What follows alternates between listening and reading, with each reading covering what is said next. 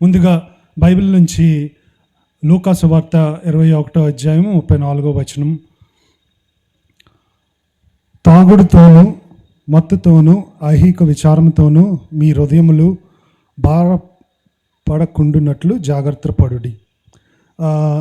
సంబరాలు మీటింగ్లో ఇలాంటి వచనం ఎందుకు చదువుతున్నానో అని ఎవరు ఏమనుకోద్దండి. ఈ వచనంలోంచి ఒక పదం తీసుకోవాలనుకుంటున్నాను, ఐహిక విచారం. ఓకే, ఇది మనసులో ఉంచుకోనండి. ఇంగ్లీష్లో యాంగ్జైటీ ఆఫ్ లైఫ్ అంటారు, యాంగ్జైటీస్ ఆఫ్ లైఫ్. నా పూర్తి పేరు స్టీఫెన్ జెట్టి. నేను విశాఖపట్నం జిల్లాలోని పుట్టి పెరిగాను, అక్కడే చదువుకున్నాను.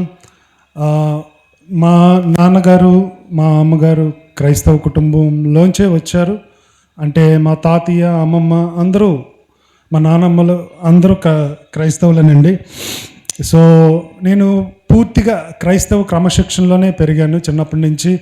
అయితే మా నాన్నగారు ప్రతి సంవత్సరం ఆయన సువార్త సేవలకి వెళ్తుండేవారు. అలాగా శ్రీకాకుళంలోని భరణికం అనే గ్రామానికి వెళ్ళి వస్తుండేవారు. అలాగ వెళ్ళి వస్తున్న టైంలో ఒకసారి 2 వీలర్స్ మీద మా సంఘం నుంచి వెళ్ళడం జరిగింది. అలాగ వెళ్ళి వస్తున్నప్పుడు తగరపవలస గ్రామం దగ్గర లారీ గుద్ది మా నాన్నగారు వెనకాల ప్రయాణిస్తున్న ఆయన ఇద్దరు అక్కడే ప్రాణాలు విడిచారు. ఆ టైంలో నా వయసు 12 సంవత్సరాలండి. 12 సంవత్సరాల నా వయసులో అప్పటి వరకు క్రైస్తవ్యం నేర్చుకున్న నేను, పెద్ద ప్రశ్న, ఎందుకు ఈ క్రైస్తవ్యం, నీ సేవకు వెళ్ళి వస్తున్నప్పుడు ఎందుకు ఇలాగ అయ్యింది అని నేను ఇంకా ఇంట్లోని సంఘం దగ్గర పెద్దల దగ్గర అందరి దగ్గర తిరగబడడం జరిగింది. సో అలాగా నేను చేసిన ఫస్ట్ తప్పు 12 సంవత్సరాలకే, అప్పుడు నేను 8వ తరగతి చదువుతున్నాను, ఇంట్లోంచి పారిపోయానండి. సినిమాల్లో చూపిస్తారు కదండి, ఫస్ట్ హాఫ్లో పారిపోయి సెకండ్ హాఫ్లో ఏదో డాన్లాగా రావడం, లేకపోతే ఏదో డబ్బులు పెట్టుతో రావడం, అలాగా ఏదో ట్రై చేద్దామని ఇంట్లోంచి పారిపోయాను. కాకపోతే ఎక్కడికి వెళ్ళలేదు, రాజమండ్రిలోని ఒక హోటల్లో పనిచేయడానికి ఉద్యోగం దొరికింది. అదే జీవితం అనుకొని 45 రోజులు బతికేస్తున్నాం అక్కడ. అయితే మా కుటుంబంలోని ఒక అతను అక్కడ ఏదో పని ఉండి రాజమండ్రిలో అక్కడ భోజనం చేయడానికి నేను పనిచేస్తున్న హోటల్కి రావడం జరిగింది. చూసి రాత్రికి రాత్రి మమ్మల్ని మళ్ళీ ఇంటికి తీసుకొచ్చారు. అయితే ఇప్పుడు నేను ఇంటికి వచ్చాను. ఇంటికి వచ్చి మళ్ళీ స్కూల్కి వెళ్దామంటే స్కూల్లోని నీ వల్ల పిల్లలు పాడైపోతారు అని స్కూల్కి రానివ్వలేదు. సో అక్కడి నుంచి ఐహిక విచారం, జీవితం అంతా యాంగ్జైటీ, ఒక పరుగు, ఏదో ఒకటి నేర్చుకోవాలి, ఏదైనా చేయాలి, సాధించిన దాన్ని ఇంకా పెంపొందించుకోవాలి, డబ్బు సంపాదించాలి, ఏం చేయాలి ఏదో ఒక ఆర్ట్ సంపాలి. అలాగా చెయ్యలేనిది లేదు. ఐటీఐ జాయిన్ అయ్యాను, డిస్కంటిన్యూ. NIIT అనే కంప్యూటర్స్ కోర్స్ జాయిన్ అయ్యాను, డిస్కంటిన్యూ. బాస్కెట్బాల్, ఈ హైట్కి బాస్కెట్బాల్ అనే ఆట ఆడొచ్చని తెలుసుకొని అలాగా నేర్చుకొని దాన్ని 6 సంవత్సరాలు విశాఖపట్నంకి ఆడాను, విశాఖపట్నం డిస్ట్రిక్ట్కి. ఆ ఆటలో నుంచి వచ్చిన నైపుణ్యత వలన ఇంకా ఏదైనా చేయగలను అనుకొని హోంగార్డ్ జాయిన్ అయ్యాను. హోంగార్డ్లో 3 సంవత్సరాలు చేసి అక్కడ పోలీస్ కానిస్టేబుల్గా సెలక్షన్స్ పడుతుంటే పోలీస్ కానిస్టేబుల్గా సెలక్షన్స్కి వెళ్ళి ఆంధ్రప్రదేశ్ స్పెషల్ పోలీస్ అన్న, అదేంటంటే సిటీలో కనిపిస్తున్న పోలీసులు కాదండి, వాళ్ళు నక్సలైట్లని వెంటాడతారు, ఏజెన్సీలో తిరగాలి, నక్సలైట్ ఏరియాల్లో తిరగాలి, ఆకలిని జయించడం, నిద్రని జయించడం ఎలాగా, ఇవన్నీ ఒక క్రమశిక్షణలో పెట్టే ఉద్యోగం. సో అది 9 నెలలు కఠిన ట్రైనింగ్ తర్వాత జీమాడుగుల ఏ అన్నవరం అన్న 2 పోస్టుల్లో ఉద్యోగం చేయడం జరిగింది. తర్వాత నేను సెలవుకి వెళ్ళి వస్తున్నప్పుడు మా చెల్లి నాకు చిన్న సలహా ఇచ్చింది, నువ్వు చిన్నప్పటి నుంచి కొంత ఇంగ్లీష్ మాటలు నీకు వచ్చు కదా, కొంచెం ట్రై చేయి అని చెప్పి. అప్పుడు వైజాగ్లో HSBC అనే ఒక కంపెనీ ఉండేది, ఆ కంపెనీలో నేను ట్రై చేశాను. ఆ కంపెనీలో కూడా ఉద్యోగం వచ్చింది. ఇంకా ప్రొబేషన్ కంప్లీట్ అవ్వకుండానే అందులోకి వెళ్ళిపోయాను. పోలీస్ కానిస్టేబుల్ ఉద్యోగానికి రాజీనామా చేశాను. ఆ సంవత్సరం 2008 నుంచి 13 సంవత్సరాలు ఆ హెచ్ఎస్బిసి కంపెనీలో ఉన్నాను. ఇప్పుడు బెంగళూరులోని ఒక కంపెనీకి నేను పనిచేస్తున్నానండి. నేను చాలా ఫాస్ట్ ఫార్వర్డ్గా చెప్పాను మీకు, సమయం దృష్టిలో పెట్టుకొని. సో అయితే ఇవన్నీ చేస్తున్న టైంలో నేను దేవుడు ఎక్కడ ఉన్నాడో మీకు ఎక్కడ చెప్పలేదు. నా దృష్టిలో దేవుడు పనికి వాడుకుండేవాడిని. అప్లికేషన్ పెడుతున్నప్పుడు, దేవా ఈ అప్లికేషన్ పెడుతున్నాను, నువ్వు సాయించేయి. అవసరానికి వాడుకునేవాడిని. కాకపోతే నాకు నేను చేసినవన్నీ ఇవ్వలేదు. క్రమశిక్షణ లేని నా జీవితానికి పోలీస్ కానిస్టేబుల్ ఉద్యోగం ఇచ్చాడు, క్రమశిక్షణలో పెట్టాడు. 10 మందిలోకి వచ్చేవాడిని కాదు. ఇలాగా ఎక్కడో మూలన కూర్చొని పాస్టర్ గారు ఆశీర్వాదం ఇచ్చే టైంకి వెనకాల నుంచి వచ్చి అట్నుంచి అట్టే పారిపోతుండేవాడిని. అలాంటి నాకు హెచ్ఎస్బిసి వాళ్ళు ఉద్యోగం ఇచ్చి 10 మందిలో ఎలా నించొని మాట్లాడాలో నాకు నేర్పించాడు. సో నేనేమనుకున్నానంటే నా సొంత శాయశక్తిలో సంపాదించుకున్నాను అన్న అహంకారం. మనం ఒకటి గమనించుకోవాలండి, మన జీవితంలోని యేసుక్రీస్తే మన దేవుడు అనుకుంటాం, కానీ మనం కృతజ్ఞతగా ఉండం. అయితే దేవుడు మనల్ని అబ్జర్వ్ చేస్తూ ఉంటాడు. మనం అడిగినవన్నీ ఇవ్వడు. మనకి ఏది ఉపయోగపడాలో, ఆయన నామం ఎలా గనపడాలో అవే ఇస్తాడు.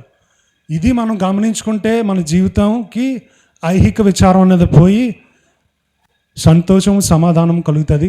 అయితే నేను బెంగళూరులోని ఇప్పుడు పేపాల్ అనే కంపెనీలో ఉద్యోగం చేస్తున్నాను. ఈ టైంకి నేను ఆల్రెడీ నాకు నాకు పెళ్ళి అయిపోయిందండి.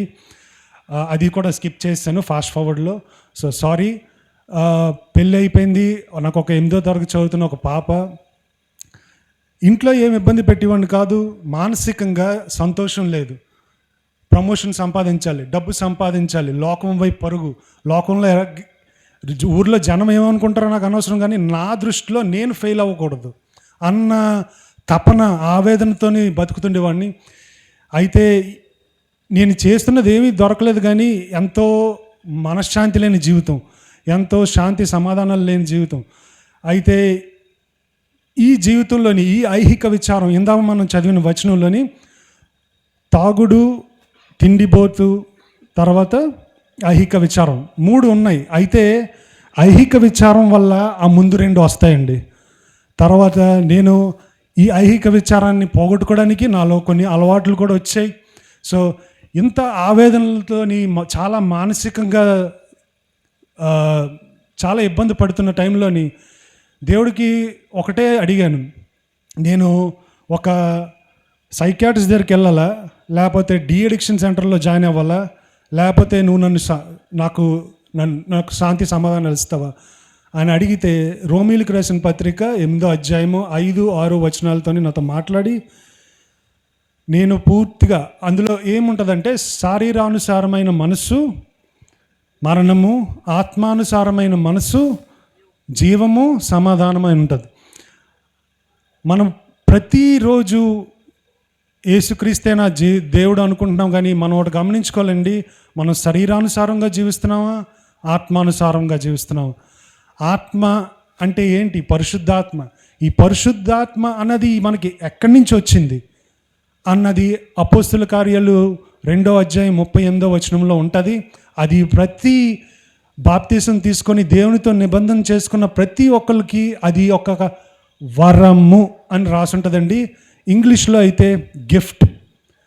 ఆ బహుమానాన్ని మనం స్వాధీనం చేసుకోకపోతే ప్రతి క్రైస్తవుడు ఫెయిల్ అయిపోతాడండి. ప్రతి క్రైస్తవుడు అని ఆ క్రైస్తవుడు అనే పదం దేనికి పనికిరాదు. అప్లికేషన్లోని రిలీజియన్ పక్కన క్రిస్టియన్ అని రాసుకోవడానికి తప్ప దేనికి పనికిరాదు. మనం క్రీస్తుతోని, పరిశుద్ధాత్మతోని సహవాసం చేయకపోతే ఎప్పుడు మనం ఫెయిల్ అయిపోతాం. సో ఆ విధంగా ఆ వచనం చదివి మనస్సు అంటే ఏంటి, పరిశుద్ధాత్మ అన్నది ఏంటి అని ధ్యానించి నా పాపాలు ఒప్పుకొని యేసుక్రీస్తుని నేను సొంతంగా రక్షకునిగా అంగీకరించి ఒక పూర్తిగా మళ్ళీ బాప్తీసం తీసుకొని ఎంతోమంది యవనస్తులకి నా సాక్ష్యం చెప్పి నేను జీవిస్తున్నానండి. 5 రోజులు నేను పని చేసుకుంటాను, వారంకి 2 రోజులు సెలవు దొరుకుతుంది. ఈ సెలవు టైంలో నేను ఇలాగా కనెక్ట్ అవుతుంటాను. అన్నకి నాకు తెలుసు ఎక్కడున్నా పిలుస్తాడు, నేను వెళ్తాను. థ్యాంక్ యూ అన్న ఈ టైం గురించి. తర్వాత ఆఖరిగా నేను ముగించాలనుకుంటున్నానండి. అన్న ఇందాకలా 3 విషయాలు చెప్పాడు. మనం పరిశుద్ధంగా ఎందుకు ఉండాలి? 3 విషయాలండి. ప్రతి యవనస్తుడు వినండి. 2 కొరింథీయులు రాసిన పత్రిక 6వ అధ్యాయం 19వ వచనం. రెఫరెన్స్ తప్పుగా చెప్పుంటే క్షమించండి. మన దేహము దేవుని ఆలయము అని ఉంటుందండి. అందుకు మనం పరిశుద్ధంగా ఉండాలి. 1 పేతురు గ్రంథంలో దేవుడు పరిశుద్ధుడు కాబట్టి మనం కూడా పరిశుద్ధంగా ఉండాలి. అందుకు మనం పరిశుద్ధంగా ఉండాలి ప్రతి క్రైస్తవుడు. ఆఖరిగా ఈ ప్రశ్న మీకు వేస్తున్నానండి. ఎందుకు పరిశుద్ధంగా ఉండాలి? ఎవరైనా చెప్తారా?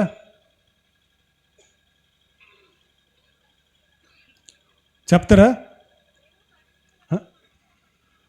ఎస్, నేను ఆల్రెడీ చెప్తాను. అది last, Jesus is coming soon. ఇది మర్చిపోతాం అందరం. దేనివల్ల మర్చిపోతామండి? ఐహిక విచారం వల్ల. సో ఈ ఐహిక విచారాన్ని తొలగించి పరిశుద్ధాత్మ దేవునితో సహవాసం చేస్తూ యేసుక్రీస్తు మనకి ఇచ్చిన రక్షణని ప్రతిరోజు గమనించుకుంటూ దేవుని గురించి వస్తున్నాడనే నిరీక్షణతో జీవించడమే క్రైస్తవ్యం అండి. Thank you very much. ఈ సాక్ష్యాన్ని దేవుని దీవించును గాక. ఈ సమయం ఇచ్చినందుకు థ్యాంక్ యూ. హల్లెలూయా. బిగ్గరగా చప్పట్లు కొట్టి దేవుని మహిమపరుద్దాం. హల్లెలూయా. ఇంకా కొన్ని కుర్చీలు ఇక్కడ ఖాళీగా ఉన్నాయి, మీరు రావాలి. వెనకున్నవారు ఇక్కడ ఉంటే చాలా బాగుంటుంది, నిండుగా ఉంటుంది.